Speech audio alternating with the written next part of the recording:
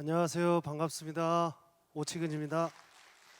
매년 그리고 몇 년째 제가 창원과 김해를 오가면서 어린이들을 만나고 또 엄마들 그림책 학교를 저기 장류 도서관에서 하고 있거든요. 그러면서 이렇게 프로그램들을 진행하고 있는데 이렇게 많은 숫자의 대중들과 함께 강의를 하게 된 건 처음인 것 같습니다. 혹시 실수를 하거나 잘못하더라도 이해해 주세요. 어, 여러분들 그림책이라고 하는 장르를 많이 좋아하시나요? 다행이네요. 그림책 하면 아이들만 보는 책이라고 생각하는 어른들이 많더라고요. 네, 그리고 그림책 하면 그림책이라고 하는 장르가 아직 무엇인지도 잘 모르고 그냥 어떤 어르신들은 그 만화책 아니야? 이렇게 얘기하시는 분도 있고요. 애들만 보다 보니까 어른들은 전혀 그런 책하고는 관계가 없는 거라고 생각을 하시는데 제 이제 살아왔던 이야기에 대해서 간단하게 좀 설명하고 제가 백석 시인을 만났다라고 이렇게 표현을 하는데요. 진짜 만났을까요? 네, 백석 시인을 진짜로 만나지는 못했고요. 그분이 남겨놓으신 시들을 보고 감동을 받아서 이것에 그림을 그려야 되겠구나. 그래서 우리 아이들이 이 백석 시인이 하고자 하는 이야기하고자 하는 메시지가 무엇인지 같이 공감하고 세상을 좀 더 자기가 주인이 되는 그런 세상으로 살아갈 수 있도록 힘을 좀 보태야 되겠구나라는 생각을 하면서 작업을 하게 됐습니다. 저는 전라북도 남원이 고향입니다. 남원에서도 운봉이라고 하는 데가 고향인데요. 혹시 운봉이라는 데를 아시나요? 못 들어보셨죠? 들어보셨어요? 대단하신 분입니다. 구름 운자에 봉오리 봉자를 써서 운봉이라고 하는데요. 예전에는 그런 산세나 지형에 따라서 이름들을 많이 지었잖아요. 그래서 구름이 걸쳐져 있는 봉오리라고 한다면 번뜩 생각이 나지 않으신가요? 어떤 사람들이 살까 그런 곳에는 신선. 네, 저는 머털도사가 생각나더라고요. 제 머리가 좀 약간 더벅머리 같이 이렇게 생겼는데 산에 깃들어 사는 사람들 다 신선이라고 표현들을 하더라고요. 그러니까 우리 신서선자를 쓰는 거 보면 매산자 옆에 사람 인자가 붙어 있잖아요. 그래서 산에 깃들어 사는 사람들을 신선이라라고 얘기를 하는데 저는 그렇게 생각하지 않았습니다. 어린 시절을 초등학교, 중학교를 운봉이라는 곳에서 졸업하면서 나오면서 거의 이 노동 속에 파묻혀 살았던 부모님이 농사를 지으시고 또 주변의 모든 일들이 농사일로만 이렇게 되니까 뭐 친구들하고 놀 수 없이 거의 그 노동 집약적인 그래서 매일 그 농사일 도와야 하는 일들이었고요. 지금 그런 얘기를 제 지금의 아내한테 해주면 조선시대 사람이야 이렇게 얘기하는데 그 아궁이에 불 때는 집에서부터 연탄 그다음에 기름 보일러 이런 어떤 그 난방의 상황이 변해가는 그런 걸 다 경험했던 것 같아요. 아궁이에 불 때는 것에서부터 시작해서 그렇게 경험했었고 또 어린 시절 아이들하고 친구들하고 놀 때는 이런 책이라고 하는 게 거의 없었죠. 그림책을 봤던 기억이 없습니다. 제가 중학교쯤 돼서 외삼촌이 갖다 주신 그 세계 문학 전집 우리나라의 우리나라 무슨 책이 이렇게 전집으로 되어 있는 것들인데 민담이나 민화 같은 것들을 담아서 그런 책들 보면서 이건 그림책이 아니고 동화책 이야기하고 그러더라고요. 근데 여러분들 혹시 동화책과 그림책을 구분하시나요? 그림책은 그림이 많고 동화책은 글이 많고 예 맞습니다. 예. 근데 이걸 구분하는 방법에 우리는 왜 이렇게 영어를 쓰면 더 편히 이해를 하더라고요. 그림책은 픽처북이라고 하고 동화책은 스토리북이라고 하고 그래서 동화책은 이야기가 중심인 책이고요. 그림책은 말 그대로 그림이 중심인 책인데 그렇다고 해서 그림책에 이야기가 없지는 않아요.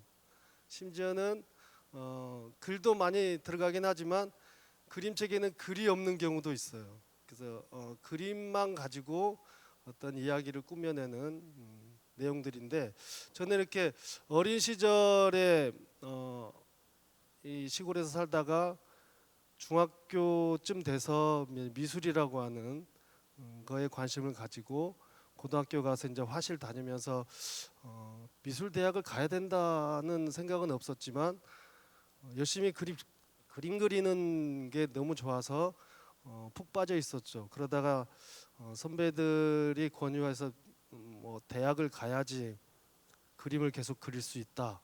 뭐 이런 얘기들을 하시고 그러더라고요. 그래서 대학을 가게 됐는데 광주에 있는 조선대학교라고 하는 곳에 입학을 하게 됐어요. 네, 제가 90학번입니다. 이렇게 뭐 밝히면 괜찮겠죠.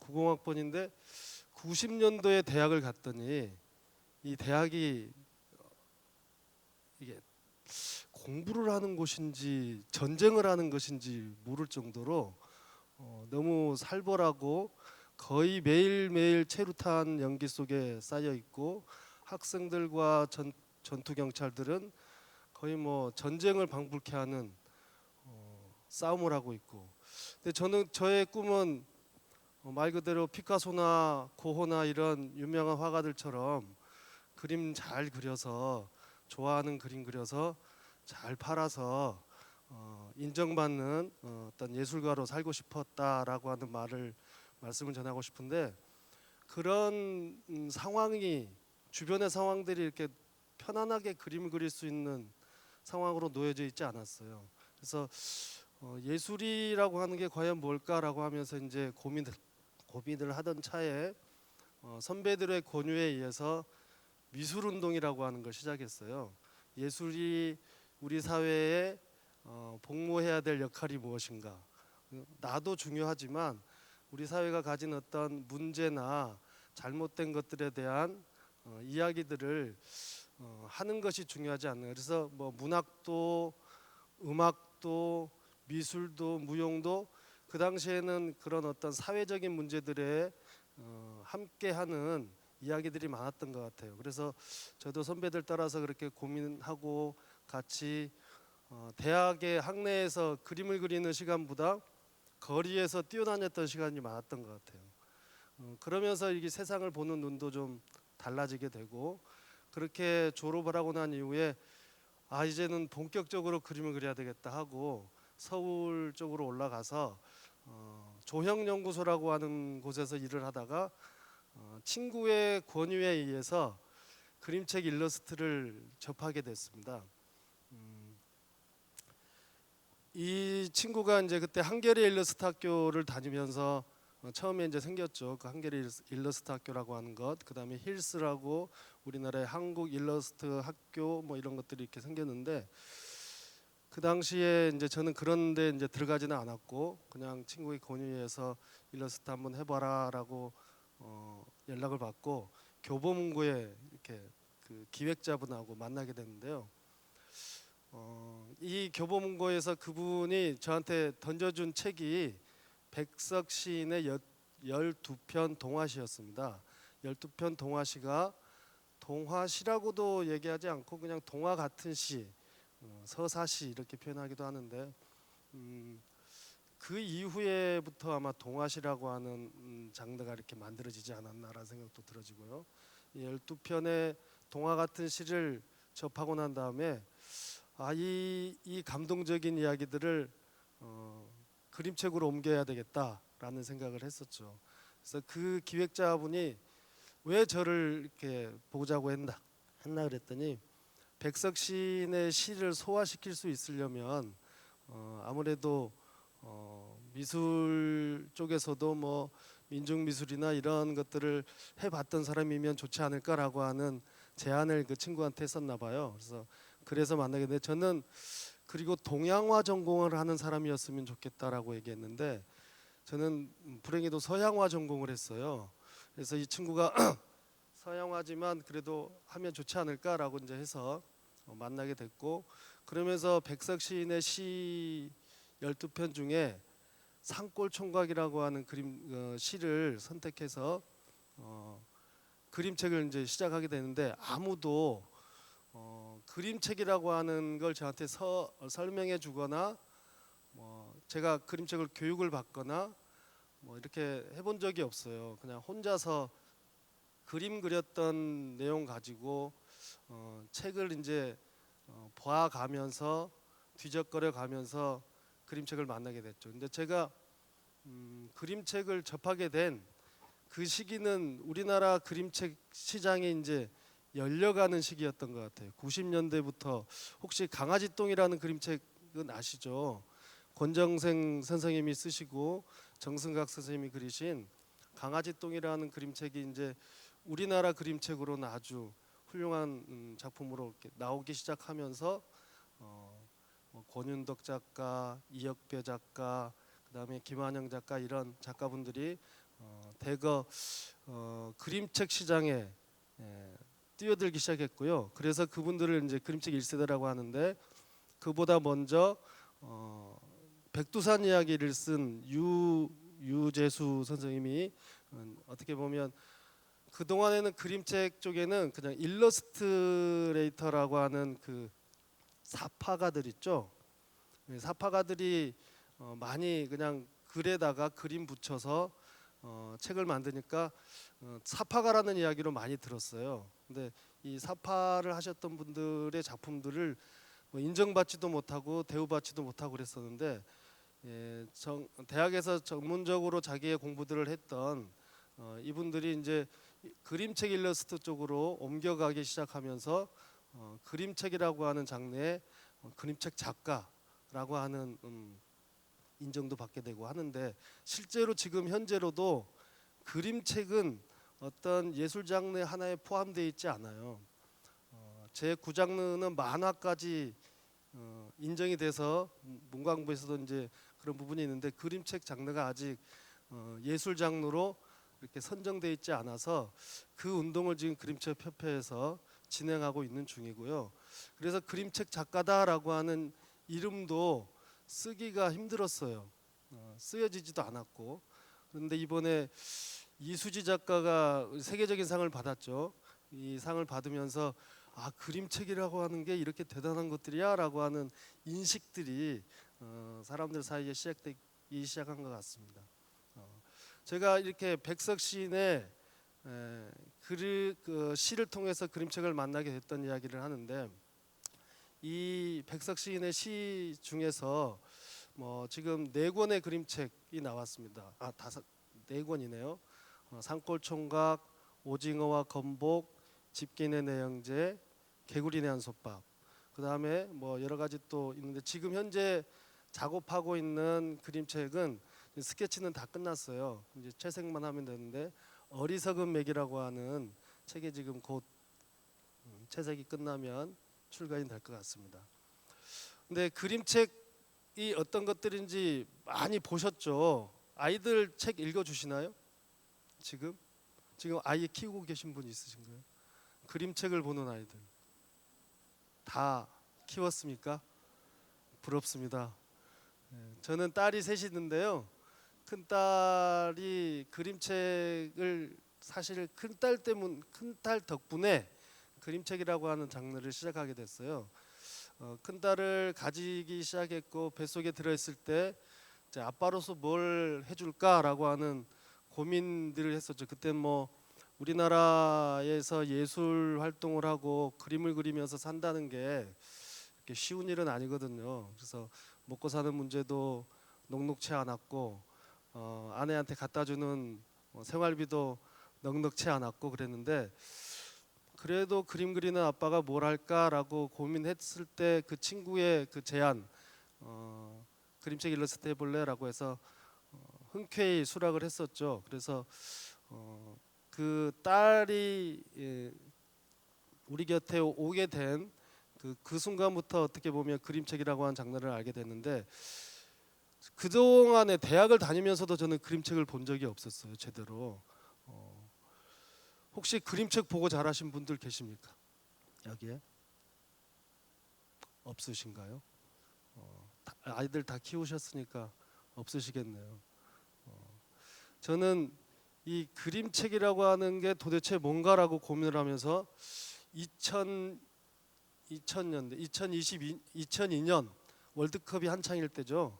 2002년에 이제 도서관, 서점 뭐 이런 곳을 돌아다니면서 그림책을 보게 됐어요. 근데 기존에 저는 파인아트라고 하는 그냥 예술, 서양화 이런 작품들을 만드는 것이 최고이고, 일러스트 이런 건 좀 이렇게 하찮은 예술의 어떤 낮은 단위의 예술 행위이지 않는가 이런 생각을 했었어요. 그리고 실제로 주변에 많은 작가들도 예술가들도 이 사파나 일러스트레이터들의 작업들을 좀 이렇게 평가를 절하하는 그런 상황들이었던 것 같아요. 근데 도서관이나 서점에 가서 그림책을 이렇게 보는데 깜짝 놀랐어요.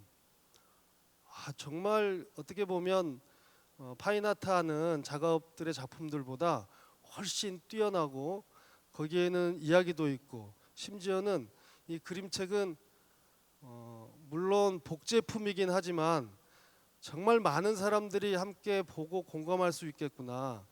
파인아트의 작품들은 전시장이라고 하는 공간 안에서 전시가 이루어지고, 그다음에 보러 오는 사람들이 그렇게 많지는 않아요.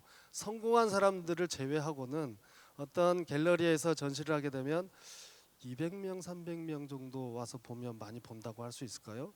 그런데 이 그림책으로 만들어져서 내 이야기를 제작하게 된다면 수천 명, 나도 모르는 수천 명의 사람들이 내 책을 보고 공감하지 않을까. 제가 이 자리에서 이렇게 여러분들 앞에서 이야기하게 된 것도 제가 만든 그림책 때문에 여기까지 이렇게 오게 된 건데, 제가 모르는 불특정 다수의 대중들이 함께 보고 공감하면서 이야기를 펼쳐진다는 것에 대한 매력을 느끼기 시작했고, 그런 것 속에서 이제 제 작업들을 좀 더 펼쳐 나가고 싶다라는 생각을 했었죠.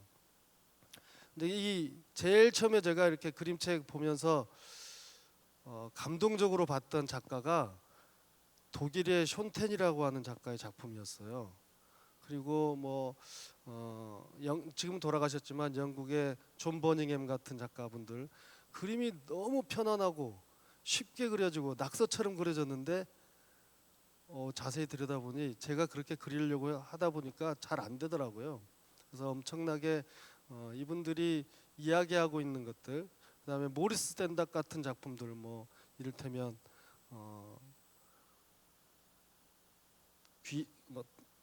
괴물들이 사는 나라, 이런 작품들은 정말 치유하는 그림책으로 아주 각광받는 작업들로 아주 뛰어나죠. 근데 제가 오늘 여기서 소개시켜드릴 그림책들은 어떻게 보면 우리나라 작가들이 지금 현재 펼쳐지고 있는데, 내용을 많이 준비했는데 시간이 그렇게 많지는 않은 것 같아서 일단 그림책은 작은 미술관이라고 하는 형태로 이야기를 하고 말씀드리고, 그 다음에 제가 그림책을 통해서 또 다른 장르, 그러니까 미술 놀이라고 하는 장르를 또 지금 진행하고 있거든요. 그리고 그런 것들이 지금 우리 아이들에게 자연을 대하는 태도, 자연을 만나는 힘들이 어떤 것인지 또 알게 되는 과정들을 보여주고 있는 것이고요. 마지막에 오징어와 건복이라고 하는 그림책, 백석 시인의 시 그림책을 한번 읽어드리고 이야기를 나누도록 하겠습니다.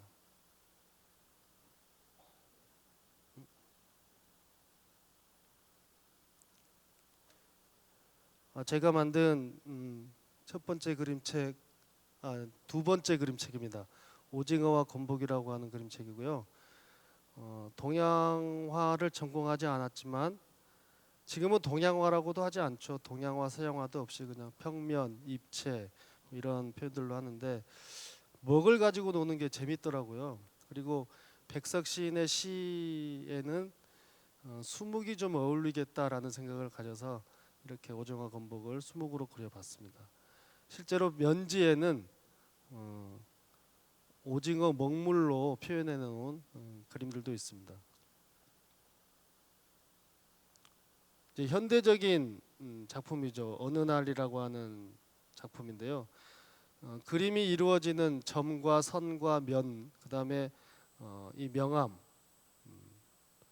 이런 것들을 활용해서 그려놓은 그림인데요. 표지만 지금 보여드리는 거예요. 제가 세 번째 만든 개구리네 한솥밥이라고 하는 백석 시인의 그림책입니다. 제가 산골 총각, 오징어와 건복, 집기네 내영제 이렇게 약간 색이 없는 단색조의 그림들을 그리다 보니까 주변에서 왜 오치근 작가는 색을 안 쓰나라고 하는 이야기를 들어가지고 개구리네 한솥밥에는 다양한 색들을 좀 많이 써봤습니다.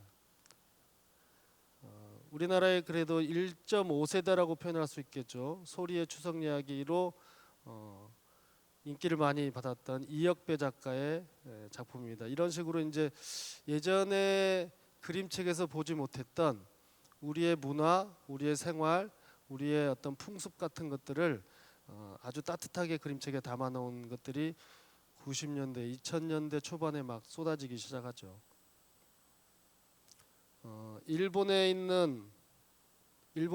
계시다가 돌아가신 교포 1세대나 2세대 홍영우 선생님의 정신없는 도깨비인데 그림들이 보면 나도 그리겠다라는 생각 들지 않으세요? 이런 그림 보면 충분히 그리시겠죠. 근데 그리려고 하면 잘 안 돼요. 저렇게 형태가 맞지 않고 아주 단순한데 한 포인트에 아주 단순한 선 안에서도 이 표정, 그다음에 몸짓, 동작, 느낌들을 아주 잘 살려낸 작품입니다. 그래서 이분은 돌아가셨어요. 일본에서 조청년계로 이렇게 활동하시다가 한국에 계속 돌아오지 못하시다가 재작년 3년 전에 한번 한국에 들어오셔서 저의 작업실에서 같이 차 마시고 이야기했던 기억이 납니다. 그다음에 같은 내용인데 이런 작품들은 약간 불화를 보는 느낌이죠. 종교적인 색채가 짙은 고구려 불화나 뭐 고려 불화 뭐 이런 고려 불화 같은 느낌들인데 실제로 그런 장르 안에서 이렇게 내용을 좀 따와서 자기만의 어떤 표현 기법들로 이렇게 표현을 한 것 같고요. 홍영우 선생님의 그 정신없는 도깨비 과정입니다.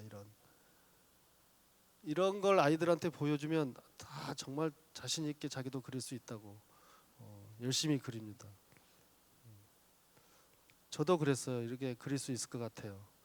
여기 계신 분들도 그릴 수 있겠죠.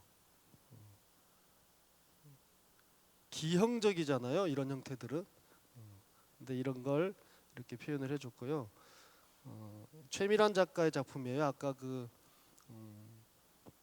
불화의 그 지옥도라고 하는 그림이 있어요. 지옥에 있는 이제 뭐 이렇게 업경도 보고 그런 데서 지난 어떤 내 삶을 돌아보고 잘못된 것들, 잘한 것들 따져보는 그런 그림들이 있는데 거기에 있는 걸 아주 회학적으로 염라대왕 앞에 호랑이가 저승사자에게 잡혀와서 그 동안에 살아온 이야기를 이제 보여주고 뭐 이제 벌을 받는 거죠. 근데 지옥에 가면 뭐 어떤 지옥이 있다, 어떤 칼 지옥이 있고 불에 태워지는 지옥이 있고 뭐 이런 것들을 보여주면서 하는 건데 이렇게 이제 그 기존에 있던 우리 그림의 방식을 아이들이 보고 좀 친근하고 친숙하게 느낄 수 있도록 또 표현해 내놓은 작품으로 아주 훌륭한 작품이라고 많이 이야기들 하고 있습니다. 자, 이런 작품들은 판화 기법 같은데 이 그림책의 판화 기법들을 많이 활용하고 하는데요. 의외로 이걸 직접 이게 목판을 판 게 아니고 그걸 뭐라 그랬지? OHP 필름 거기에다 이제 물감 칠하고 펜으로 긁어서 하얀 빛 위에 올려놓으면 그냥 판화처럼 보이는 거죠. 그래서 거기 그것을 이제 그대로 그 스캔 받고 촬영해서 이렇게 그림책을 만든 겁니다. 제 개인적으로 참 좋아하는 작품입니다. 아베 히로시라고 하는 작가의 작품들이 굉장히 그 직관적이고 느낌이 훅훅 이렇게 오거든요. 근데 아이들 그림 같아요. 그죠? 아이들이 그려놓은 그림 같은데 이 폭풍우 치는 밤에도 기회가 되면 한번 읽어보셨으면 좋겠고요. 여러 기법들을 우리는 예전에 그림 하나에 서양화로 그리면 뭐랄까 이렇게 유화 물감으로 그리게 되면 유화 물감으로 끝내는 방식을 이렇게 선택했는데 그림책에는 다양한 그림의 방식들, 심지어는 그림으로 그리지 않아도 심지어 이렇게 우리 여성분들이나 그거 좋아하시는 분들 있잖아요. 그 바느질로 그림책도 만들기도 하고요. 여러 간 나중에 뒤에 보면 이렇게 그렇게 보여지는데 이렇게 스크래치북 같은 것들을 활용해서 스크래치 기법을 활용하기도 하고요. 이분도 지금 뭐 살아 계시지만 염소 시즈카라고 하는 일본에서 아주 유명하신 분이고 우리나라에서도 전에 올해 전주 국제 그림책 도서전에 이렇게 오셨었어요. 염소 시즈카라고 하는 책을 만드셨는데 일러스트 하면 보통 이렇게 이제 깔끔하고 선명하고 예쁘고 이런 그림들로만 생각하는데 이렇게 정말 두껍고 질감 있게 표현해 놓은 그림들도 충분히 이야기 속에 그림이 중심이다 보니 펼쳐질 수 있겠다라는 이야기를 합니다. 색채가 좀 화려하죠. 염소 시즈카 안의 내용입니다. 이런 식으로 이제 아이들에게는 점, 선, 면, 입체, 뭐 쇠라라고 하는 작가의 그림 그리는 기법들을 설명해 주는 방식으로 점이 모여서 색깔들을 만들고 다양한 색깔들이 이렇게 펼쳐진다. 그래서 이런 점들이 이렇게 모여서 하나의 작품으로 이루어진 것이다. 그래서 점묘법이라고 하는 인상주의 화가의 어떤 작품을 설명해 주는 그런 책들도 있습니다. 이런 식으로. 그래서 그런 기법들을 또 활용해서 우리나라 작가가 이렇게 개구리와 도룡뇽도 작품을 했죠. 다 보면 점으로 표현들 했습니다. 무수히 많은 점들을 막 찍으면서 작업을 하는 거죠. 수채화와 기름과 물이 섞이지 않는 그런 기법들을 활용해서 또 작업들도 이렇게 하고 있습니다. 이 책은 거의 뭐 그 그림책의 교과서라고도 이야기하기도 하고 하는데 그림을 그렸다기보다 그려서 오려 가지고 저기 상황에 맞게 붙여서 작업하는 오려 여기 바위를 색칠해서 바위의 형태에 맞게 잘라서 붙이고 또 여기 잘라서 붙이고 이 프레드릭이라고 하는 쥐 모양을 귀도 잘라 붙이고 눈도 붙이고 눈동자도 붙이고 꽃도 붙이고 하면서 이렇게 채색해서 필요한 부분 잘라 붙이고 하는 작업들로 하고 있습니다. 콜라주라고도 표현하는데 이런 책도 있습니다. 역사적인 걸 담는 그래서 실제 정말 마치 흑백 사진을 보는 듯한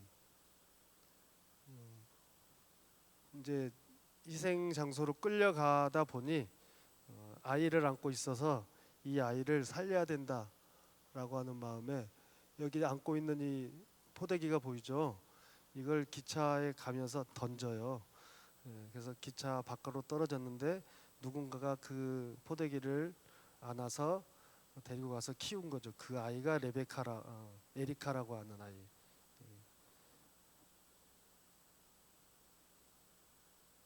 이것 또한 좀 책이 좀 지저분해졌는데요.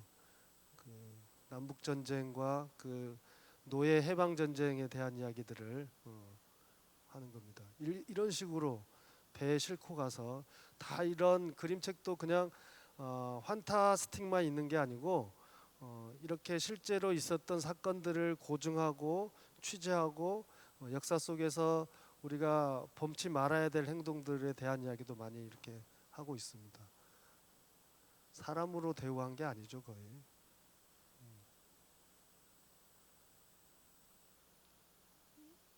도망가다가 잡혀서 채찍을 맞았던 모습. 그래서 몸에 달게 전쟁이 일어나고 자유의 길로 행진을 하는데 반대로 가는 친구가 하나 있죠.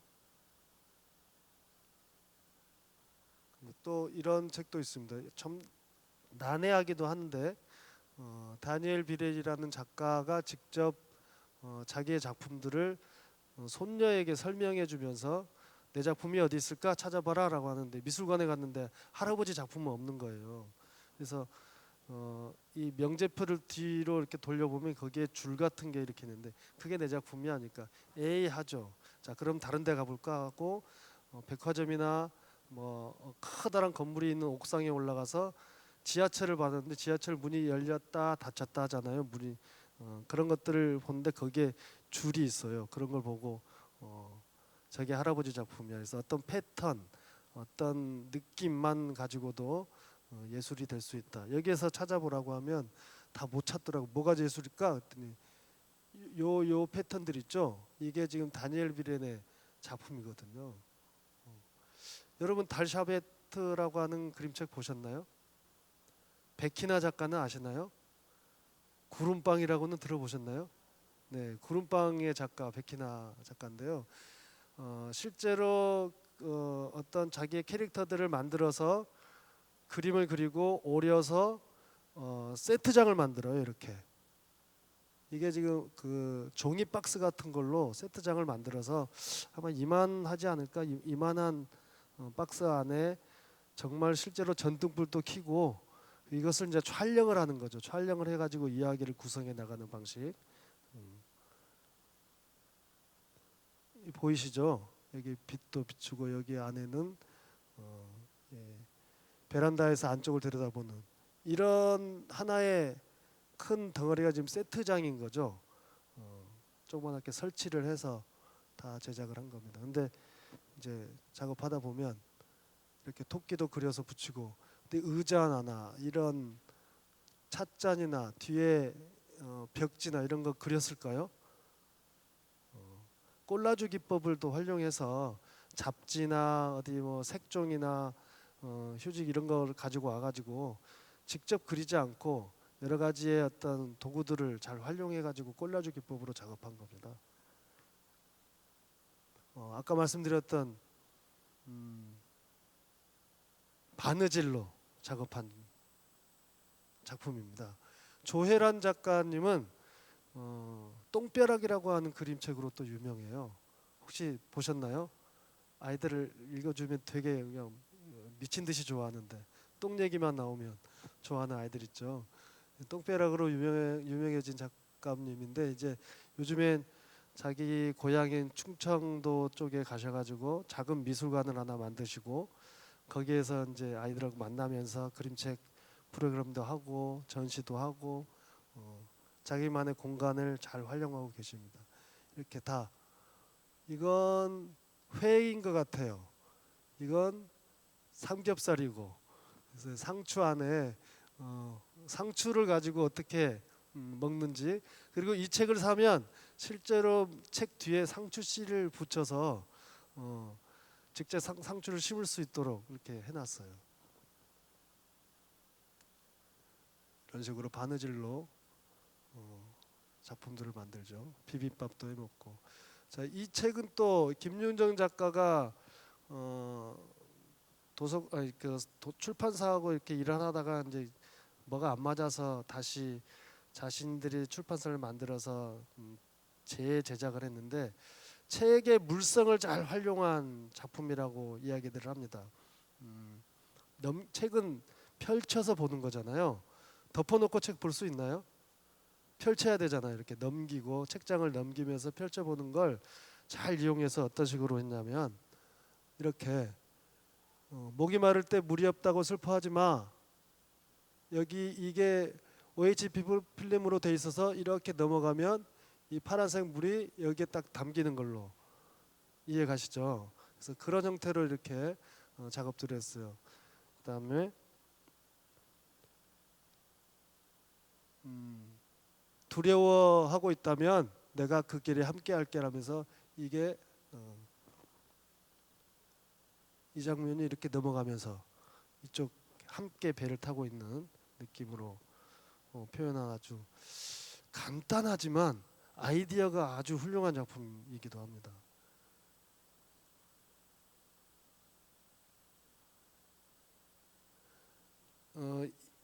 이 김지민 작가는 또 영국에서 영문학을 전공을 했어요. 근데 이 작가가 이 책으로 아주 또 독보적인 자리를 또 차지하고 있는데 책을 이렇게 구멍을 내서 그 다음 뒤에 보이는 장면들을 가지고 오고 또 그 이야기가 서로 연결되게 하는데 하이드와 나라고 하는 책 제목이에요. 지킬 박사와 하이드라는 이야기 아시죠? 그 영화 그 이야기를 자기 그림책에 그 철학적인 어떤 메시지를 전달하기 위해서 연결해 가지고 이렇게 만든 책입니다. 구멍이 뚫리기도 하고 이런 그림들 그다음에 여기저기는 연결되어서 막 거울을 바라보는 자신의 모습 같기도 하고 깨진 얼굴이기도 하고 이렇게 표현하기도 합니다. 책이라기보다는 예술 작품이죠. 근데 이런 책들은 잘 안 팔려요. 왜 그럴까요? 제작비가 비싸요. 제작비가 비싸고 우리나라에서도 참 제작을 하기가 어려운 상황이기도 하고 그래서 몇 권 없어요. 그런 게 좀 안타깝습니다. 이런 물성들을 활용한 작품들도 많이 만들어져서 봤으면 좋겠어요. 이렇게 책이 또 병풍처럼 쭉 연결이 돼 있어가지고 펼치면 다양한 각도, 다양한 어떤 공간에서 책을 펼쳐놓으면 아주 재밌는 작품들이 또 연출이 되기도 하겠죠. 이건 이제 뭐 마블링 같은 형태의 그림으로 이것도 이렇게 제 작업실이 그래도 생각보다 좀 긴데 이걸 책을 다 펼치질 못했어요. 저기까지 이렇게 단색으로 목탄으로 그려놓은 그림처럼 그려진 그림들도 있습니다. 시부도 나를 찾아가는 뭐 여행이라고 하나요? 그런 내용들.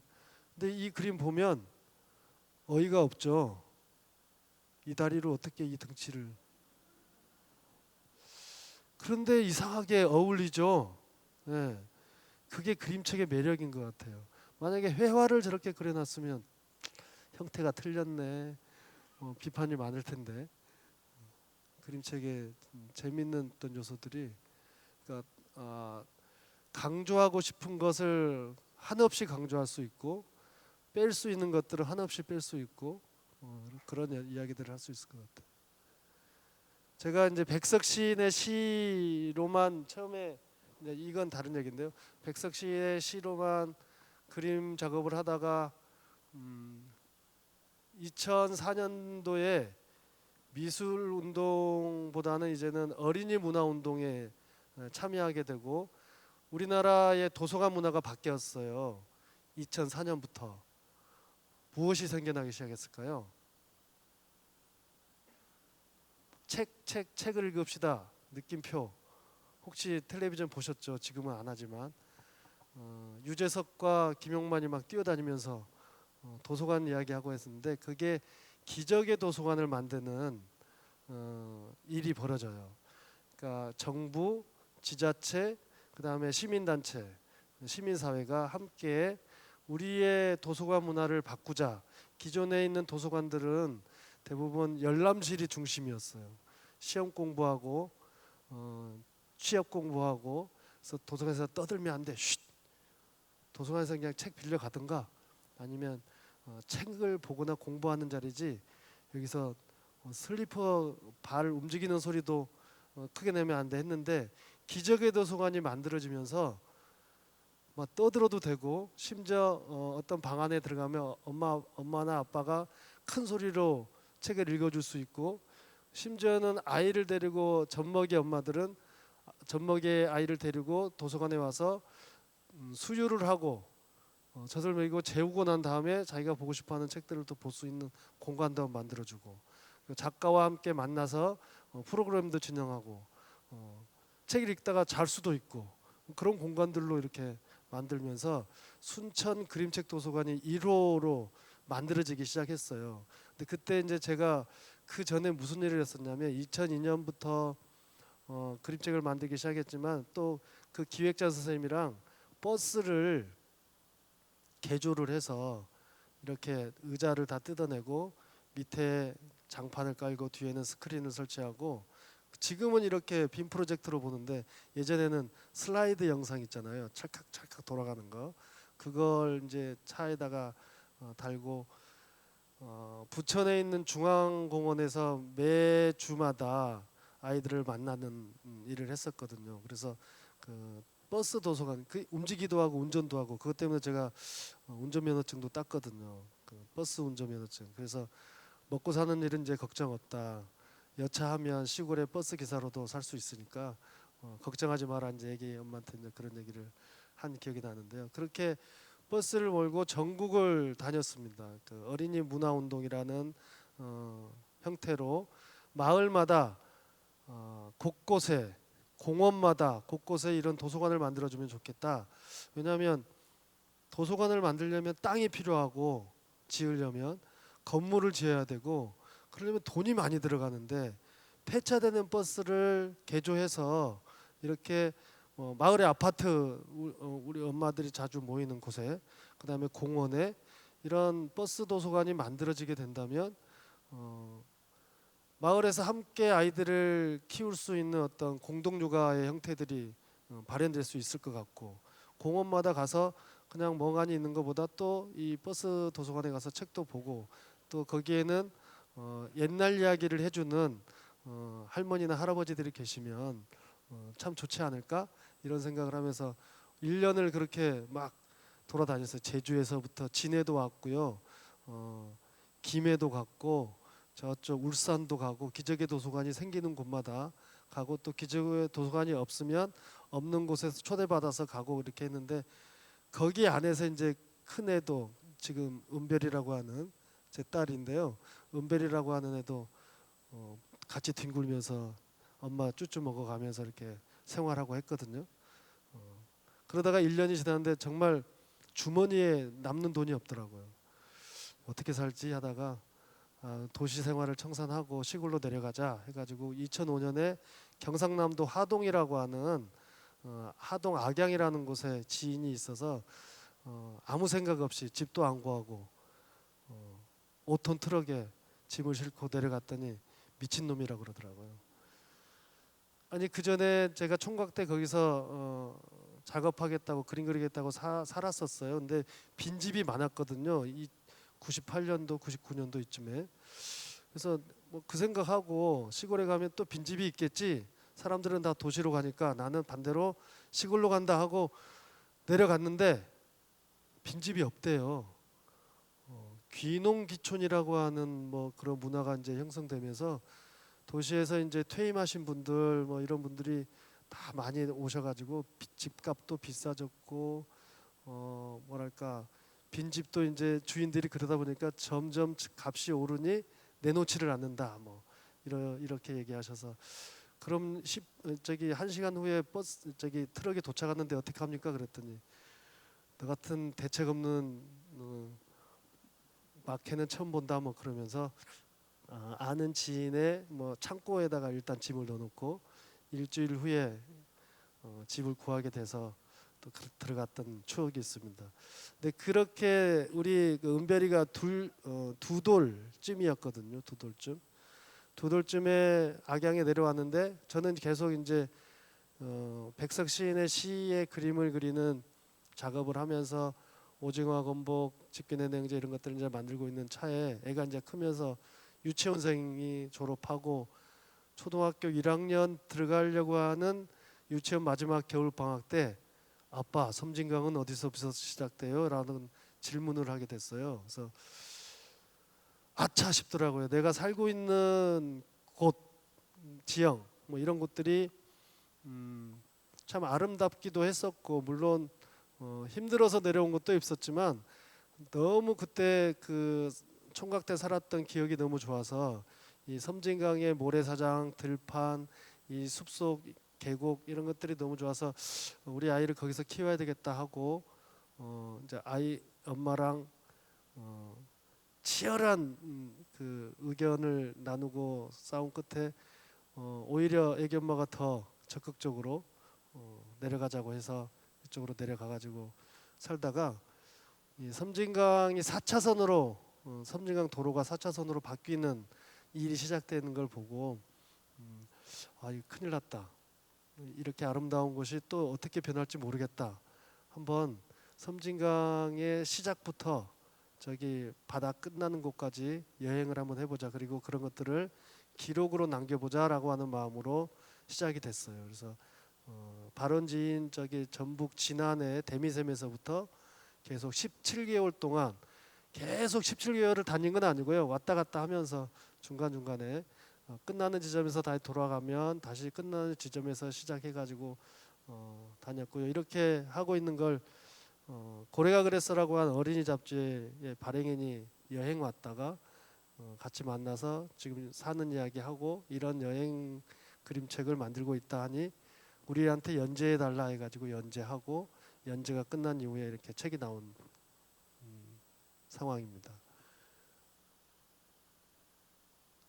그 연재가 끝나고 섬진강이 이곳도 내 고향 그리고 이 주변 이 전라남북도 경상남도가 함께 어우러진 지리산에 이곳들을 또 보통 우리는 등산 그러니까 산에 가면 등산만 하잖아요. 이렇게 산에 능선을 타고 어디 꼭지점을 찍고 오는데 사람이 사는 곳들을 둘레 한번 둘러보자 하고 사람이 사는 곳들을 찾아서 그리고 유물과 유적들이 있는 곳들을 찾아서 여행을 한 걸 지리산 그림 여행으로 만들어졌는데 마침 또 지리산 둘레길이 만들어지면서 사람들한테 좀 사랑을 받고 있습니다.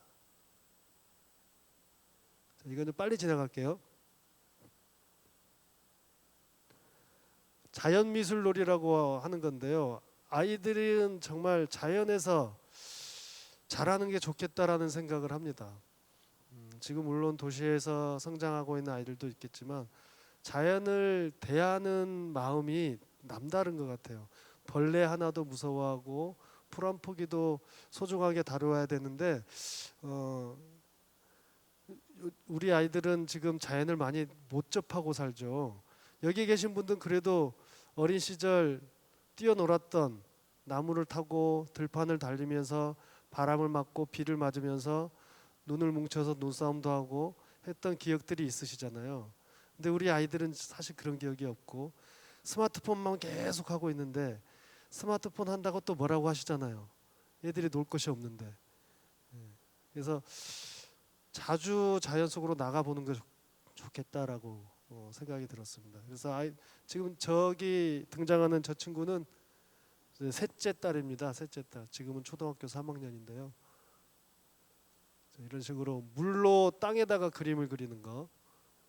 그다음에 나뭇가지 제가 매실나무가 있는데 매실나무 전지를 좀 이렇게 했어요. 그랬더니 그걸 가지고 새집을 만들겠다. 그 새집 안에다가 새들이 먹는 먹이를 놓고 새들이 오는 걸 관찰하겠다고 애들이 하더라고요. 그래서 만들어 봐라. 이렇게 만들었어요. 이렇게 놔뒀어요. 새가 왔을까요? 안 왔을까요? 정말 여러 종류의 새들이 와서 저걸 먹었어요. 동영상도 있는데 지금 나중에 기회가 되면 또 다른 데서 저를 모셔주면 그때 보여드리겠습니다. 여기는 이제 유치원. 요즘에 국공립 어린이집이나 유치원에서는 아이들을 놀이 교육의 어떤 중심에 두라고 하는 교육부의 지침이 있나 봐요. 근데 이제 제가 또 자연미술 놀이라고 하는 언제 어디서나 자연미술놀이라고 하는 책을 만들었는데 그 책을 보고 유치원에서 연락이 와가지고 같이 숲에서 놀아달라고. 그래서 저는 보통 일이 노는 거예요. 애들이랑 이렇게 나뭇가지로 그림을 그릴 수 있다. 주변에 풀로도 그림을 그릴 수 있다. 돌멩이로도 그림을 그릴 수 있다. 손으로 선을 긋고 동그라미를 그리고 점을 찍어서 그림을 그리기가 쉽지 않은 아이들이 있어요. 두렵고 걱정되고 틀리면 어떡할까? 지우개가 꼭 있어야 되고. 그런데 자연에 가면 누구나 다 해요. 그냥 나뭇가지 주워다가 놓기만 해도 미술이 된다라고 하는 걸 보여주었어요. 이런 아이들이 이제 산도 표현하고, 이건 자기 집이래요. 집도 표현하고, 애들이랑 만다라도 한번 표현해보고. 이쁘죠? 이렇게 여기는 지금 살아있는 풀이에요. 풀을 뜯지 말고 그 주변을 한번 꾸며보자 했더니 이렇게 예쁘게 꾸며놨어요. 나무 아래 둥치 밑에다가 만다라도 표현하고 이런 식으로. 재밌죠? 네.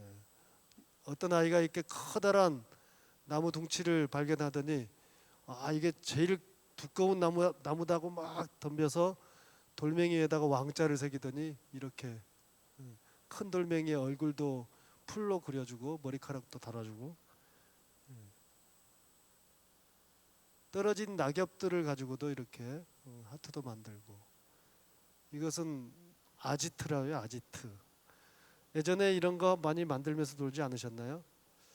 저는 많이 만들고 놀아서 나무 위에다가 집을 지어서 올라가서 자기도 하고, 톰 소여의 몸 이런 거 보면서 자라가지고 그러다가 나무에서 떨어진 적도 있습니다.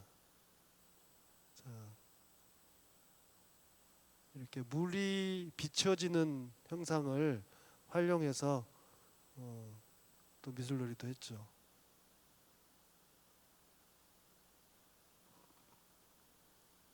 여기까지는 꽂혀져 있는 거고 요 밑으로는 그림자죠.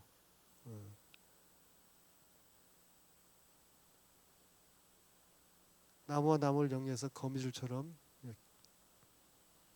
어떤 아이는, 남자아이들은 확실히 무기 만드는 걸 좋아해요. 만들어 보라 그랬더니 탱크를 막 만들었는데, 탱크는 사람을 이렇게 해치는 거 아니야? 그랬더니 알았어요. 그러더니 가서 꽃을 딱 따가지고 와가지고, 여기는 무기가 날아가는 게 아니라 꽃을 쏘아지는 탱크라고 이렇게 얘기를 했어. 이런 식으로. 예쁘죠?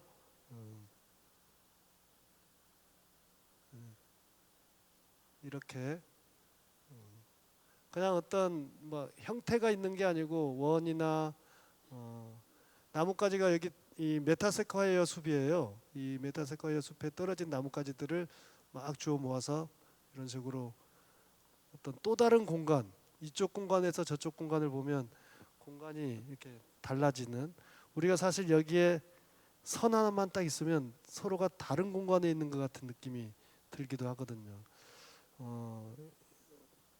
비디오 음악을 이렇게 보면서 이날치라고 하는 그룹 아시죠? 그 그룹이 어떤 프레임을 만들어 놓고 그 안에서 막 연주하잖아요. 춤도 추고. 그 프레임이 사실 왔다 갔다 할 수 있는 공간인데 왠지 모르게 다른 공간으로 느껴지는 것들을 봤었어요. 흙을 나무에 붙여서 이렇게 도깨비도 만들고.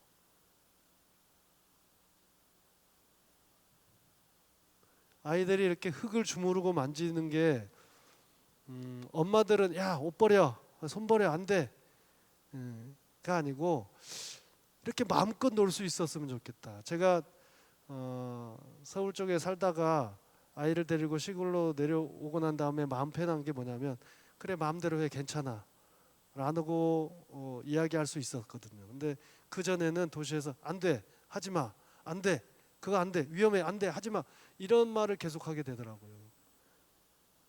그런데 자연으로 가니까 물론 위험한 것이 없지는 않죠.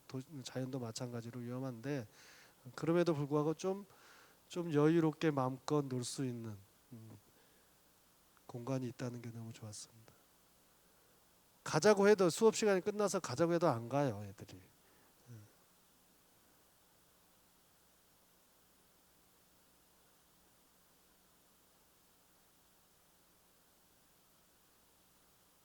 자, 여기는 이제 요즘에 좀 기후에 대한 이야기들 많잖아요. 우리 인간이 살다가 보니 이제 앞으로 과연 뒤로 돌아갈 수 있을까라는 생각 들지만 끊임없이 지속적으로 생활에 필요한 것들을 사용하다 보면 이 지구가 과연 온전하게 살아갈 수 있을까 지구에서라는 생각을 하면서 60대 플러스 기후 행동이라고 하는 단체가 만들어졌나 봐요. 60 플러스 기후 행동. 60세 이상의 어른들이 우리가 잘못했다. 우리가 잘못했으니 다시 한번 이렇게 바꾸자라고 하는 취지로 60세 이상 어른들이 모여서 이 기후 행동 캠페인을 하고 활동도 그렇게 해나가는 단체입니다. 근데 거기서 지리산에 왔어요. 지리산 노고단에 구상나무가 죽어간다라고 하는 이야기를 듣고 거기에서 기도를 하러 이렇게 왔다고 하더라고요. 그래서 그 모임에 참여했다가 뭔가 색다른 퍼포먼스가 없을까라고 했는데 제가 이제 죽어버린 나무들 주워 모아서 원을 만들고 그 안에서 이제 어떤 새로운 생명이 싹틀 수 있는 어떤 퍼포먼스를 했던 거죠. 이렇게 대표님께서 절도 하고. 자, 이건 창원에서 진행됐던 문화도시 지원센터와 마산문화관에서 함께했던 시민 그림책이라고 하는 내용입니다.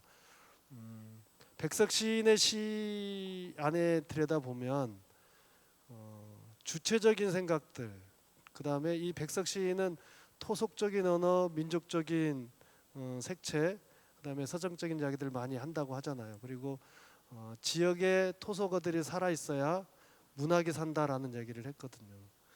근데 이 토속어가 표준어로만 쓰여지고 우리 문학 속에서도 쓰여지지 않는다면 아마 문학은 아마 죽을 것이다라는 생각을 하는데 그와 마찬가지로 우리의 삶의 주변이 다 문화예술의 콘텐츠고 우리의 삶의 이야기가 내 삶의 이야기가 다 함께 공감하고 나눌 수 있는 예술의 중심에 있어야 되는데 우리는 왜 누군가 만들어 놓은 것, 그러니까 위대하다고 생각되어지는 어떤 것들만 추종하는가라는 생각을 했었어요. 그래서 제가 요즘에 계속 하고 있는 프로그램들은 지역 주민들이 그다음에 어린이 스스로 자체가 자기가 중심이 돼서 내가 작가가 되고 내가 그림책도 만들고 글도 쓰고 이야기를 구성하는 사람이 되어보자라고 하는 것들이거든요. 그런 취지에 이제 마산문학관하고 창원 문화도시 지원센터에서 함께 창원이 특례시로 변하면서 마산, 진해, 창원 이 세 곳이 하나가 됐다고 하셨죠. 그래서 그럼에도 불구하고 이게 창원 특례시로만 불리면 마산의 사람은 좀 서운함이 있고 진해의 사람도 좀 서운함이 있고 그러지 않을까. 그래서 뭔가 세 개의 도시의 세 개의 이야기를 색깔을 담는 내용을 좀 만들어 보자 해가지고 함께 만들었던 시민들의 그림책입니다. 저는 이분의 작품 보고 깜짝 놀랐어요. 유일하게 남자분인데요. 아버지의 술안주를 소재로 이야기를 구성했어요. 이거 만약에 관광 상품화돼도 괜찮은 어떤 작품이지 않을까? 창원에 가면 술 먹을 때를 이렇게 얘기하면 술 좋아하시는 분들 뭐 찾아다닐 것 같은데 안주 좋은 곳, 추억의 어린 막 연탄에다가 며느리도 돌아온다는 집 나간 며느리도 돌아온다는 전어를 굽고 있습니다. 그림 좋죠. 저는 어떤 작가의 작품들도 좋지만 이렇게 스스로 만든 이 작품이 좀 어리숙한 것 같기도 하고 조금 표현이 잘못됐다라고 생각되어질 수도 있지만 그렇지 않아요. 제 눈에는 정말 아름다운 작품이에요. 재밌죠, 아구. 그림이 완전히 살아 있어요. 이제 여기는 또 도서관 운동을 하셨던 분의 그동안의 역사를 또 이 창원에서 도서관 운동하셨던 이야기들을 책에 담아서 아이들과 함께 소통하는 이야기입니다. 얼마나 힘드셨겠어요, 저 그림 그리면서. 그래도 창원에 여기 다 아시겠네요. 이 그림을 딱 보면 창원 분들 여기 이 장소에 오셨던 분들은 책 축제 때 문화 축제 때 오셨던 분들은 아 그거구나라고 이렇게 기억을 하시는 것 같아요. 창원이 이 공장지대가 되기 전에서부터 공장지대로 변해가는 그 과정을 이 상우 씨의 자전거 아버지의 이야기라고 들었어요. 아버지가 자전거 타고 이제 공장으로 출퇴근하시고 이게 점점점 변해가는 모습들을 자전거와 함께 지켜보는 내용입니다. 참 따뜻하죠. 이렇게 이제 과거의 집들은 이제 무너지고 버려지고 새로운 것들이 쌓아가고 하는 것들이죠. 여기는 그 푸조나무 이야기를 다룬 이야기입니다.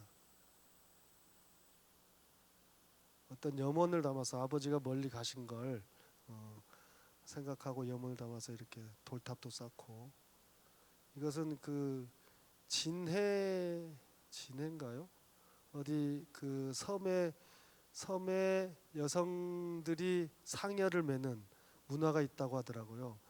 다른 지역에서는 볼 수 없는 아주 독특한 문화인데 이런 여성들이 그 상여를 매고 이렇게 장례를 치르는 문화를 그림책으로 만들었습니다. 이렇게 해서 배 띄워서 이 상여를 저쪽 그 다른 섬에 이렇게 안치한다고 하더라고요. 창원의 핵심 창동의 거리, 그 추억 어린 곳, 사람들이 많이 이렇게 북적거렸던 거기에 대한 이야기를 김밥 먹고 떡볶이 먹고 하면서 어디서 만나고 옛날에 빵집에서 미팅하고 뭐 했던 이야기들 있잖아요. 이건 어머니가 이제 그 마산 어시장에서 벚꽃이 피면 미더덕이 맛있다면서요. 네.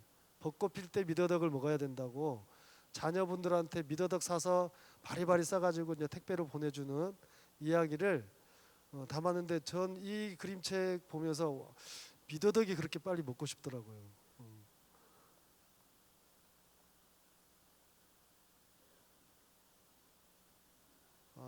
굉장히 디테일하게 여기 놓여진 상품들 정말 예쁘게 놓여져 있죠. 시장 엄마의 뒷모습도 아주 아름답습니다. 그다음에 진해에 있는 우체국이에요. 진해 우체국인데 지금은 여기를 쓰고 있는지 안 쓰고 있는지 모르겠습니다. 이 우체국에서 이제 징용 갔던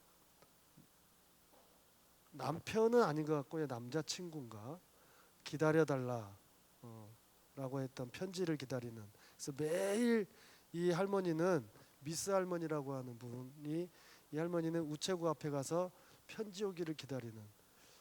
돌아가셨을 텐데도 평생을 그렇게 하시다가 마지막에 이야기를 담은 그런 내용입니다. 이런 작품들은 뭐 어떤 회화 작품보다 회화 작품에 비해서 뒤떨어지지 않죠. 아주 훌륭한 작품입니다. 그다음에 더벅머리 덕주산인가 뭐 그 이야기를 했던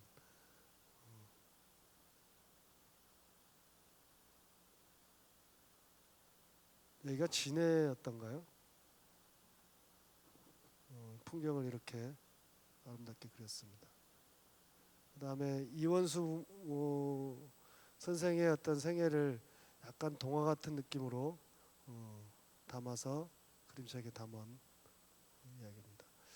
자, 그림책의 종류와 뭐 다양한 어떤 프로그램들 이야기했는데요. 그 그림책을 제가 하게 된 오늘의 주제는 백석 시인의 시에 그림을 그리게 된 계기가 제가 여기에 이렇게 서 있게 한 내용인데, 오늘 오징어와 건복이라는 책을 한번 읽어드리고 같이 짧게 이야기 나누고 마무리하도록 하겠습니다. 혹시 오징어 건복 보신 분이 계시나요? 한 분도 안 보셨어요? 좀 서운하네요. 그렇지만 오늘 보시는 거잖아요, 그죠? 어떤 내용이 담겨져 있는지. 백석 시인은 먼저 좀 소개를 할게요. 1912년도에 평안북도 정주에서 태어났습니다. 1912년도면 우리나라가 어떤 상황이죠?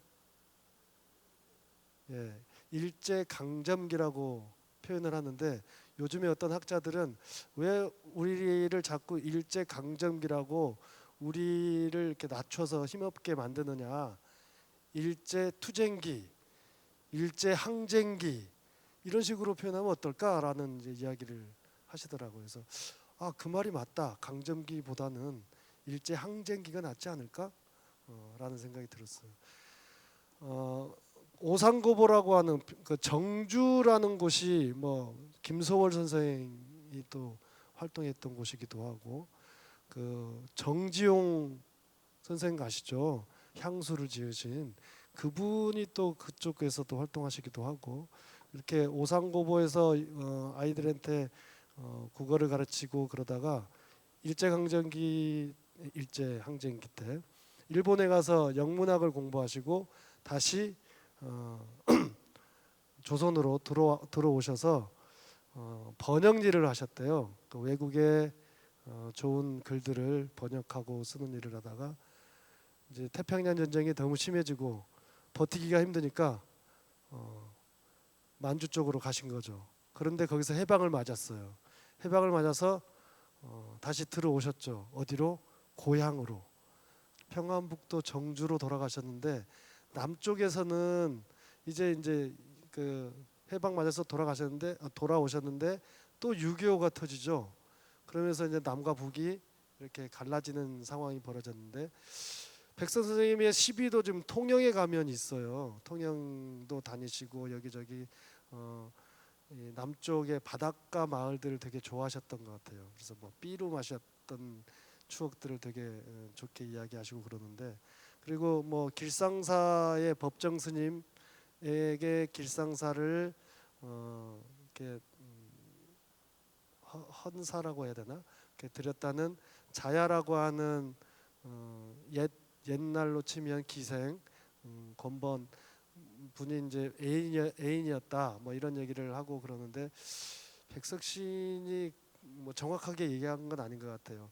나와 나타샤와 흰 당나귀라고 하는 시를 어느 출판사 모 대표한테도 주었고, 그다음에 심지어 그 길상사에 있었던 자야라고 하는 분한테도 주었는데, 둘 다 내가 나타샤다 뭐 이런 이야기를 하시고 한다는데, 그 나타샤의 개념은 또 다른 의미일 수 있겠죠.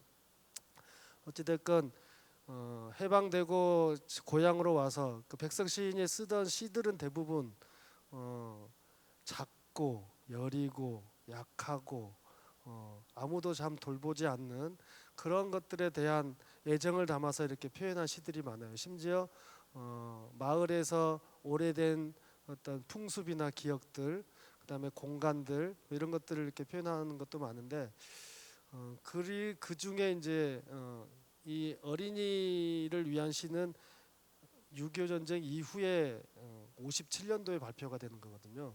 근데 이 백석 시인이 고향이 북이어서 북에 남았는데 남쪽에서는 월북했다라고 하는 이야기로 이분의 평가를 하지 못하게 했었죠. 시도 못 읽겠고. 그러다가 80년 후반쯤 80년대 들어와서 이제 문학하는 분들의 정말 치열한 어떤 고민들 생각들을 가지고 그분이 남겨놓으신 시들을 정리해서 이렇게 세상에 내놓을 수 있었던 계기가 되었던 것 같고요. 이분의 그 시를 보면서 읽으면서 제가 그림책을 그려야 되니까 그림을 그리게 되는데 문득 깜짝깜짝 놀랐어요. 아, 정말 천재네. 관찰력이라고 하는 게 어마어마하게 대단하다라는 걸 느꼈어요. 오징어와 건복 보시면 어떤 관찰력으로 어떻게 쓰여졌는지 한번 느끼실 수 있을 것 같아요. 나중에 또 기회가 되면 다른 책들도 볼 수 있었으면 좋겠고요. 이거 오징어와 건복 읽어드리겠습니다.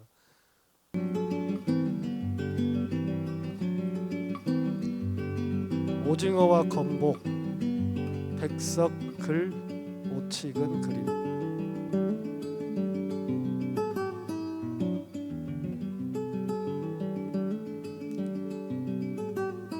오징어는 오랫동안 뼈가 없이 살았네.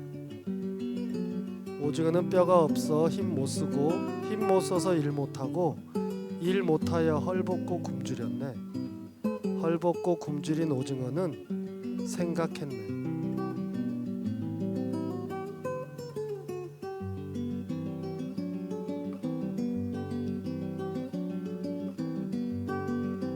남들에게 다 있는 뼈 내게는 왜 없을까? 오징어는 아무리 생각해봐도 저로서는 그 까닭 알 수가 없어 이곳저곳 찾아가 물어보았네.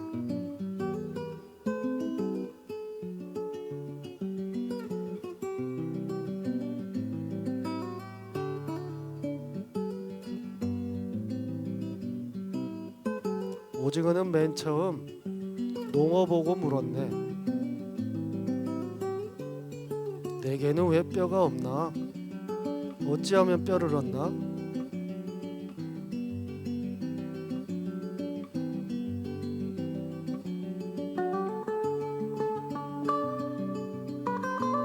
농어가 그 말에 대답했네.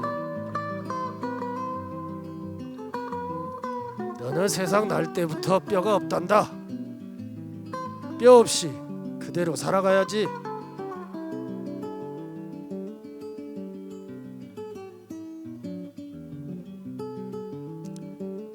오징어는 농어의 말 믿기지 않고 분하여 그래서 이번에는 도미 보고 물었네. 내게는 왜 뼈가 없나? 어찌하면 뼈를 얻나?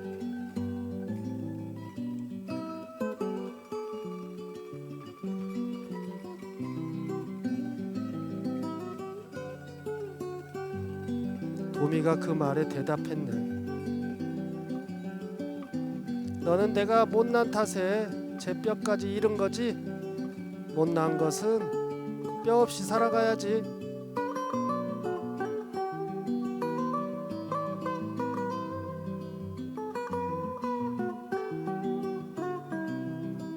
오징어는 도미의 말 믿기지 않고 분하여 그래서 이번에는 장대 보고 물었네. 나는 왜 뼈가 없나? 어찌하면 뼈를 얻나?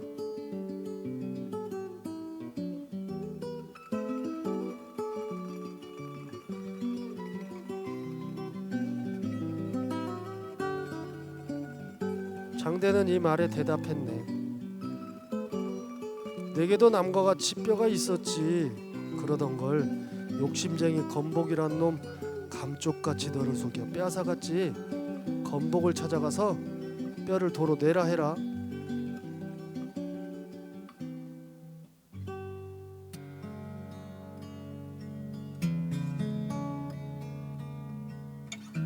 장대가 하는 말을 옳게 여긴 오징어 건복에게 달려가서 빼앗은 뼈 내라 했네.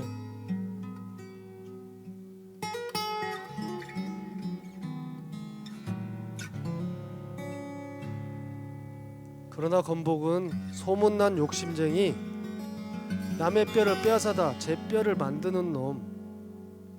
오징어가 하는 말을 건복은 듣지 않고 그 굳은 이빨 벌려 오징어를 물려 했네.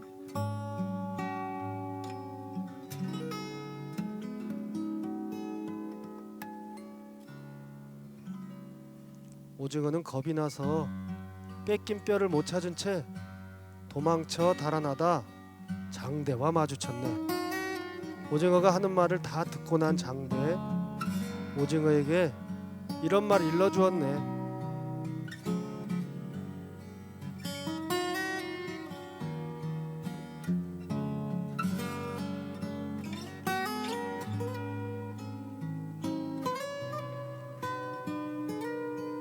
제 것을 빼앗기고 도로 찾지 못하는 건 그것은 겁쟁이, 그것은 못나니, 건복이 힘세다고 싸우지 않고 겁이나 쫓긴다면 빼앗긴 뼈는 못 찾지.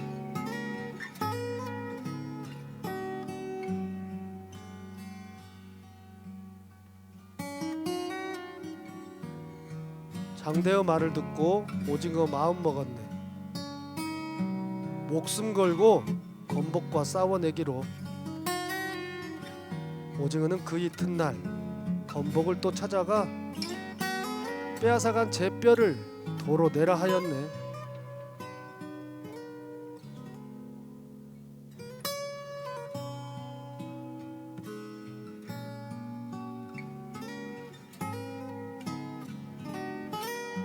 그러나 건복은 소문난 욕심쟁이, 오징어의 옳은 말 들으려고 아니했네. 그러고는 두 눈깔 뚝 부릅뜨고 그 굳은 이빨 떡 벌리고 찌르륵 소리 높다랗게 치며 오징어를 물려고 달려들었네.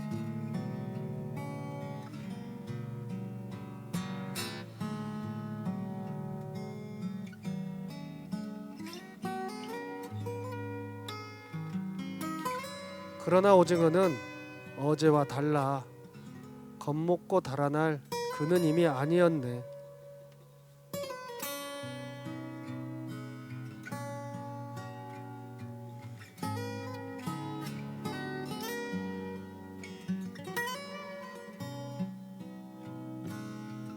무섭게 달려드는 건복에게로 오징어도 맞받아 달려들며 입을 쩍 벌리면서 먹물을 토했네. 시커먼 먹물을 찍찍 토했네.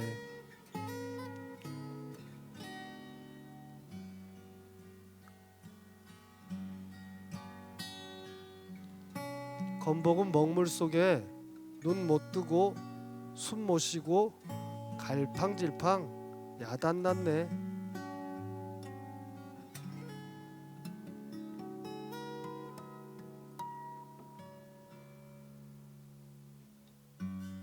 이 통의 오징어는 건복의 등을 타고 옆구리를 푹 찔러 갈비뼈 하나 빼내었네. 살벌하죠.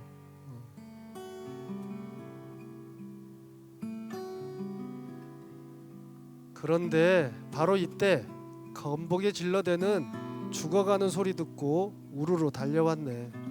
농어가 달려왔네. 도미가 달려왔네.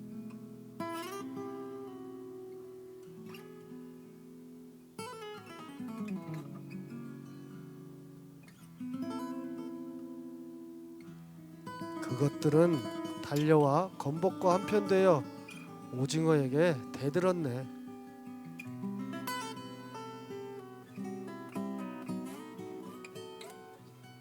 오징어는 할 수 없이 달아나고 말았네. 빼앗긴 뼈 중에서 하나만을 겨우 찾고 분한 마음 참으며 할 수 없이 돌아왔네. 잘 싸우고 돌아온 오징어를 찾아와서 장대는 말하였네.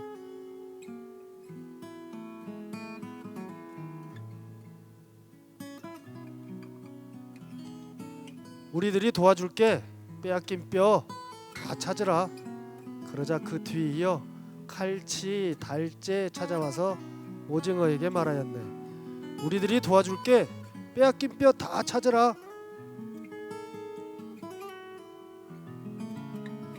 그러자 오징어는 마음 먹었네. 못다 찾은 제 뼈를 다 찾고야 말리라고. 굳게 이렇게 마음 먹은 오징어, 건복과 싸우려고 먹물 물고 다닌다네.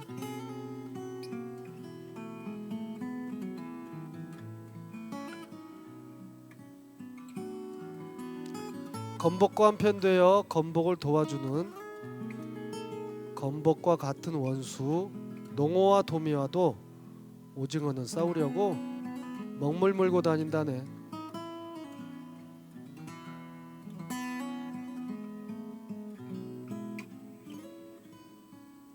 뼈 없던 오징어에게 뼈 하나가 생긴 것은 바로 그때의 일.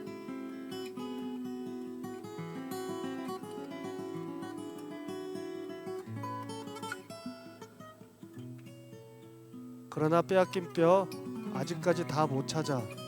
오징어는 왜 뼈라네.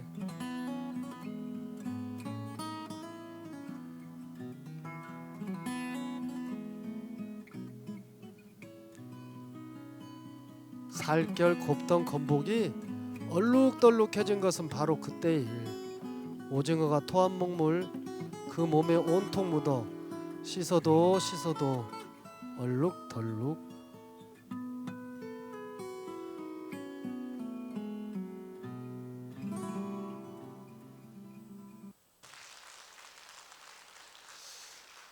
재미 있으셨나요? 마치 어린이로 돌아간 기분이 드셨나요? 네. 아이들한테 이 책을 읽어주면 진짜로 믿어요.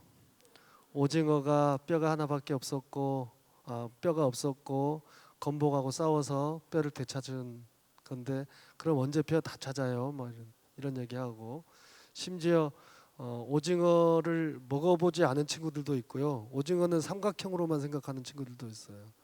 살아있는 오징어를 보지 못한 산골에 사는 친구들. 저도 역시 뭐 어렸을 때는 살아있는 오징어를 본 적이 없죠. 이렇게 갈라져서 펼쳐져 가지고 말린 오징어를 많이 봤죠.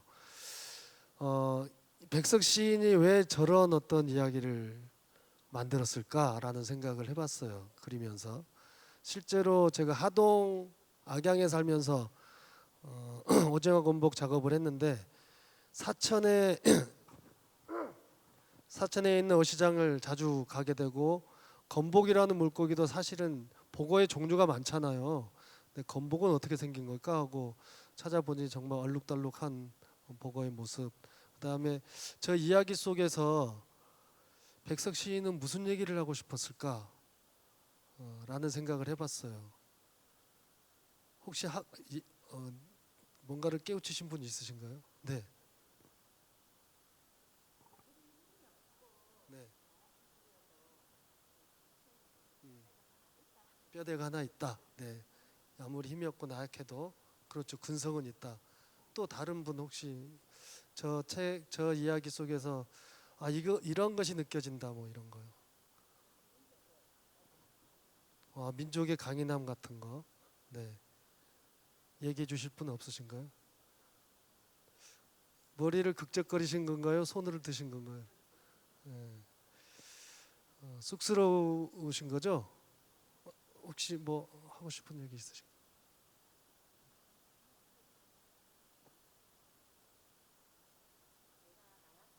네, 네, 네, 맞습니다. 나라를 빼앗겼던 시기에 경험들을 했잖아요, 백석 시인이. 그리고 심지어 쫓겨서 만주까지 가고, 만주에서도 글로 다시 또 해방이 돼서 돌아오고, 어, 우리가 뭔가 나라를 사실 일제 강점기, 일제 투쟁기, 항쟁기지만 나를 갖다 바친 사람들도 있고, 그죠? 거기에 항거해서 의병을 일으키거나 독립을 위해서 목숨 건 사람들도 있습니다. 서로 다른 입장들이 있겠죠.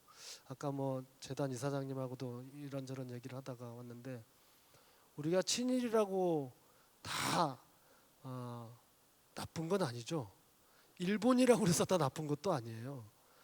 그런 어떤 상황과 제도와 어떤 국가가 가지고 있는 철학이 어떤 정치인들에 의해서 변해가는 것이 문제인 것이지, 일본이라고 다 나쁜 사람만 있는 것도 아니고, 조선이라고 그 당시에 조선이라고 다 좋은 사람만 있는 것도 아니었단 말이죠. 오히려 우리 조선 민족들을 괴롭히고 앞잡이 노릇하면서 더 아주 잔인하게 혹사시켰던 제 민족을 고통스럽게 했던 반민족자들도 있었죠.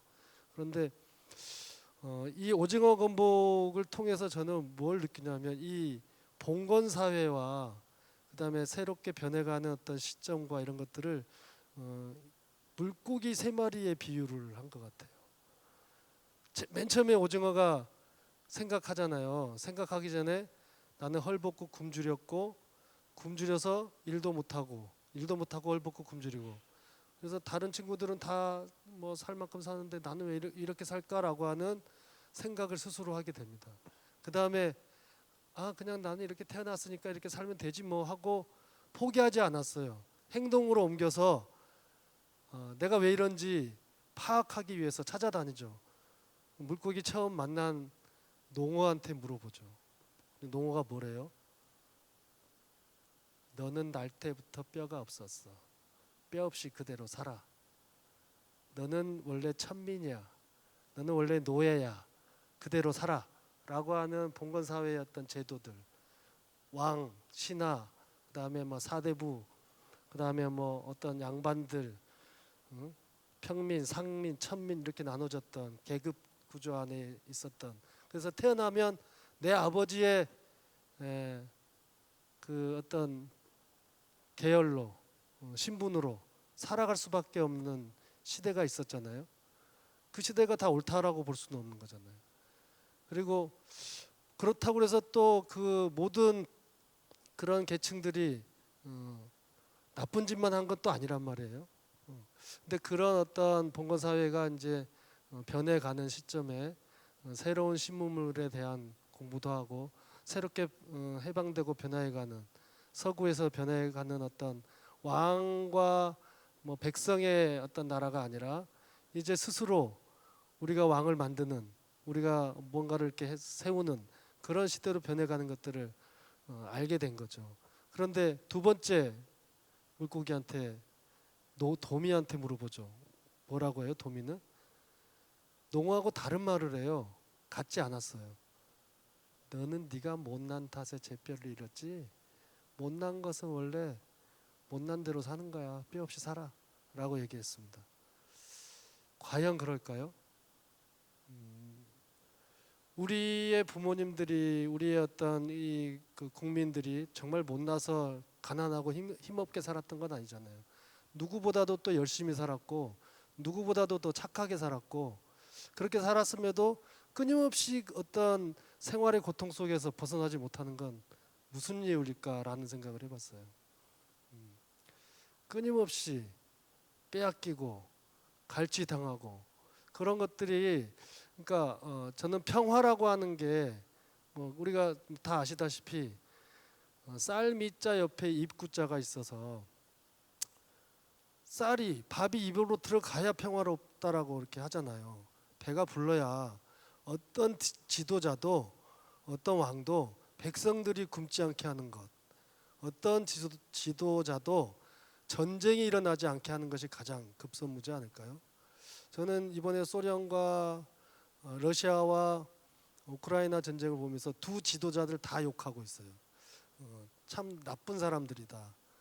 누구의 편에 서서 이야기를 하는 것이 아니라 양쪽 다 제 국가의 제 백성들, 국민들을 전쟁으로 몰아서 고통에 휩싸이게 했다는 건 둘 다 비판받아야 된다고 저는 생각하거든요. 마찬가지로 우리 국민들이 어떤 상황에 놓여졌을 때 우리의 지도자는 무슨 수를 써서라도 전쟁을 막아내야 되는 전쟁은 어찌됐건 일어나게 되면 누가 피해봐요? 힘없고 나약한 사람들이 피해를 봐요. 어린이들, 노약자들, 여성들 어마어마하게 고통 속에 살지 않을까라는 생각을 합니다. 그래서 그런 일은 절대 일어나지 않아야 되는데 네가 못났으니까 그냥 너는 못난 대로 나는 힘 세니까 나는 힘 센 대로 난 잘났으니까 나는 많이 먹고 너는 못났으니까 조금만 먹어 이런 구조는 우리가 바라는 세상 우리가 바라는 어떤 나라가 아닌 거죠. 세 번째 물고기라고 표현하면 안 된다고 그러더라고요. 장대는 뭐라고 얘기해요? 진실을 알고 있었던 것 같아요. 그죠? 그런데 그럼 진실을 알고 있었으면 저는 궁금증이 거기서 또 하나 생겼어요. 진실을 알고 있었으면 오징어가 혼자서 건복한테 가가지고 싸우면 이겨요, 져요? 싸움이 안 될 것 같아요. 계란으로 바위치기 같은 싸움이 안 될 텐데 알고 있으면 그럼 저라도 같이 가가지고 손잡고 같이 싸울 요량으로 가야 됐을 텐데 오징어 혼자 보냈어요. 옳은 말만 하고. 어떻게 왜 그랬을까요? 그래서 목숨 걸고 싸우고 난 다음에 그때야 비로소 손을 잡죠. 연대를 하죠. 왜 그랬을까요? 저는 아이들한테도 이 얘기를 되게 중요하게 여기는데요. 아무도 누구도 너의 문제를 해결해 주지 않는다. 너의 문제는 너 스스로 해결할 수 있는 힘을 기르거나 아니면 정말 목숨을 걸고라도 문제 해결하기 위해서 덤벼라. 지금 부모님이 그리고 선생님이 도움도 주고 공부도 하고 뭐 이렇게 하고 있지만 성인이 되고 어른이 되면 너 혼자 살아야 되는 세상이다.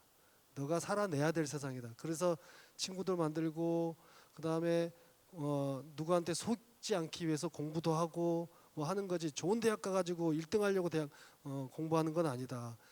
스스로 살아남을 수 있는 스스로 살아갈 수 있는 힘을 기르는 것이 공부다라고 이렇게 얘기를 하거든요.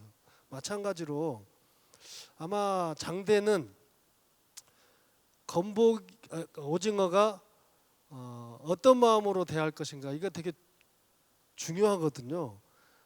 같이 싸우러 가는데 지 문제인데 도망가 버리고 내가 싸우고 있으면 될까요? 그것은 국가적인 문제도 마찬가지지 않을까 싶어요. 외세로부터 막 도움을 받았지만 나는 싸울 능력이 없고 싸우려고 하지도 않고 목숨도 걸지 않고 다른 나라가 이렇게 도와주게 되면 어떤 상황들이 벌어지겠어요.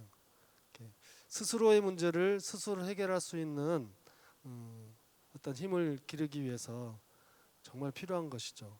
우리나라가 일제 이렇게 혹독한 시련을 겪었는데 그때 반항하지 않고 저항하지 않고 그냥 내어주었다면 지금 아직도 우리는 일본이라는 나라라고 하는 곳에 기속되어서 식민지 사회를 살고 있지 않을까라는 생각을 해요. 근데 어찌 됐건 많은 노력들을 했고 한 거 하고 우리가 3.1운동 했던 이유도 다 그런 거고요. 죽을 줄 뻔히 알면서 아무런 무기도 들지 않고 총칼 앞에 나섰단 말이에요. 태극기만 들고. 그게 바보 같은 짓이지만 절대 바보 같은 짓이 아니라 우리는 이렇게 너희들에게 이 나라를 그냥 준 게 아니다. 한가하는 그런 어떤 마음이 있었던 거죠. 그리고 의병도 일으키고 선비 정신 중에 세 가지가 있대요. 뭐 나라를 빼앗겼을 때 선비들이 행해야 될 행동 세 가지. 첫 번째가 뭘까요? 스스로 목숨을 끊는 거라고 합니다. 그래서 많은 사람들에게 그러니까 한 왕을 내가 섬겼던 왕을 외에 다른 왕을 섬기지 않는다 뭐 이런 뜻도 있겠지만 밑으로부터 그 제자들로부터 누구로부터 동요를 일으키는 그런 그래서 그 매천 황현이라고 하는 분이 제가 살고 있는 지금 구례 선비 중에 하나로 이렇게 각광받고 있는데 자결을 하게 되죠. 두 번째 의병을 일으키는 거라고 합니다. 두 번째는 자기 전 재산을 팔아서 자기 전 재산을 모아서 의병을 일으키는 거예요. 세 번째는 나라 바깥으로 나가서 다음의 상황들을 대처할 수 있도록 나라를 되찾을 수 있도록 독립운동을 하는 거라고 합니다.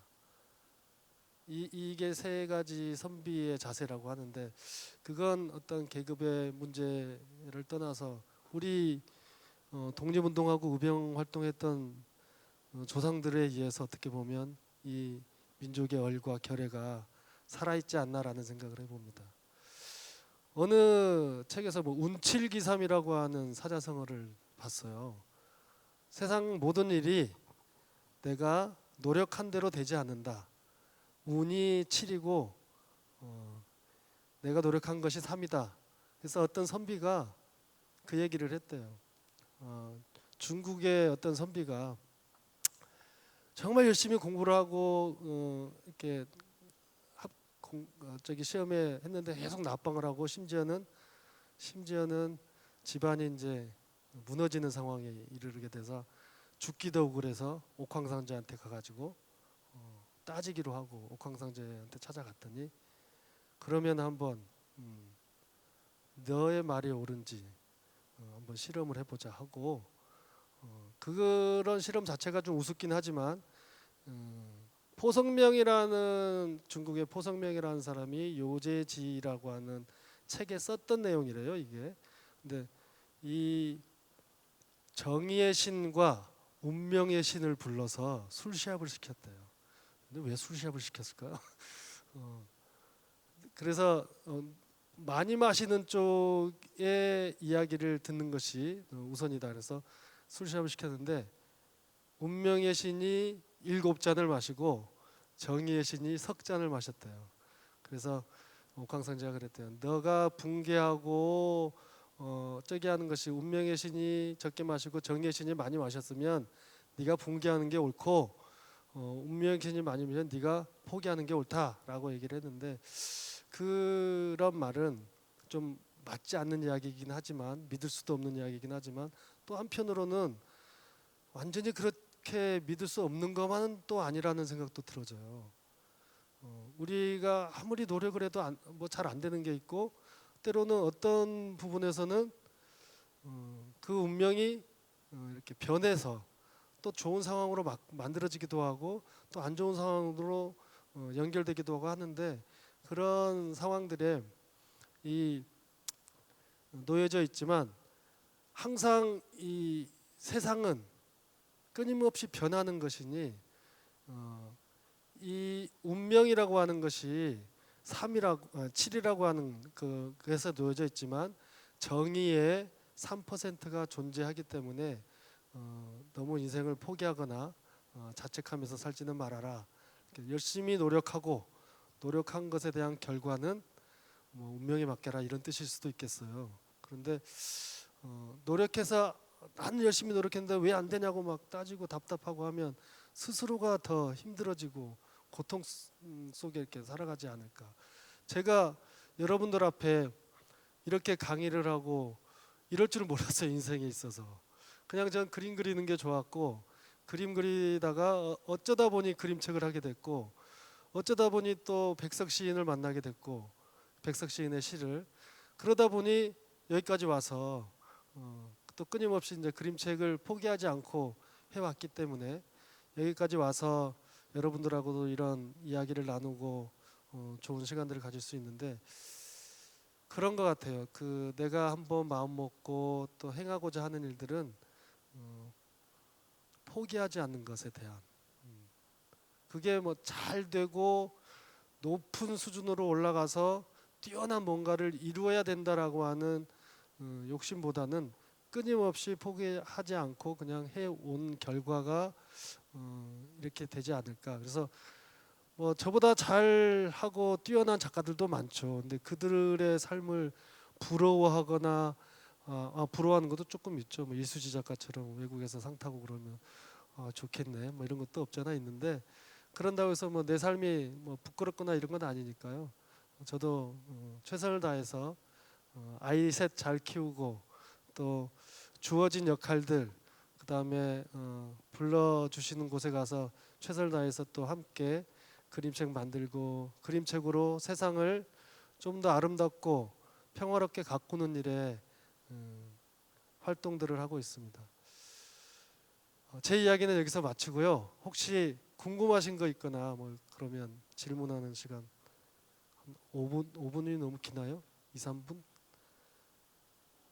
두 분이나 뭐 세 분 받을까요? 질문 있으십니까? 시간이 오버됐네요. 네. 마무리할까요?